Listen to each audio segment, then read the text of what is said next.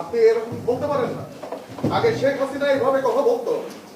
শেখ হাসিনা সবচেয়ে বড় ইলেকশন ছিল বিএনপির এগেন্স্টে কথা বলতো।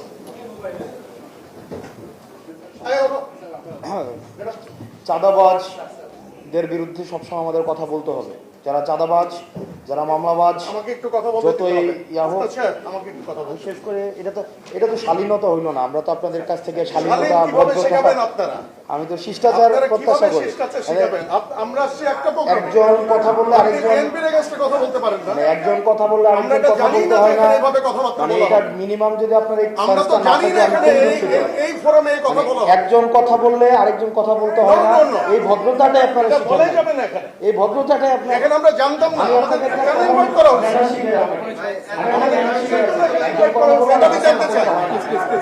এখানে যারা উদ্যোক্তা তারা কেন আমাদেরকে এখানে ইনভাইট করছে? একজন কথা বললে আমি জানতে চাই। একজন কথা বললে আরেকজন কথা বলতে হয় না। আপনি বললেন আপনার কাছ থেকে আমরা আমাদের শিখবো। কেন এখানে ইনভাইট করা হয়েছে এটাকে আমাকে এক্সপ্লেইন করতে হবে। আপনার কাছ থেকে আমি শিখবো, কিন্তু আপনি যদি এইভাবে Demo? এটা প্রোগ্রামের একটা Demo? না, আপনি এইভাবে কথা বলতে পারেন না।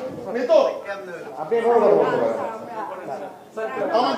আমাকে বলতে হবে। হ্যাঁ, আমি এজন্য বলছি, আমাকে বলতে হবে কেন এখানে আমাকে ইনভাইট করা হয়েছে। স্যার, আপনি এইভাবে বলতে পারেন না। আপনি এইভাবে কথা বলতে পারেন না। আমি একটা দলের প্রতিনিধি হিসেবে এখানে আসছি। তাহলে আমি আপনি এখানে দলের প্রতিনিধি হিসেবে আসছি। এখানে কোনো পলিটিক্যাল কথা হবে না। এখানে পলিটিক্যাল কথা বলা যাবে না।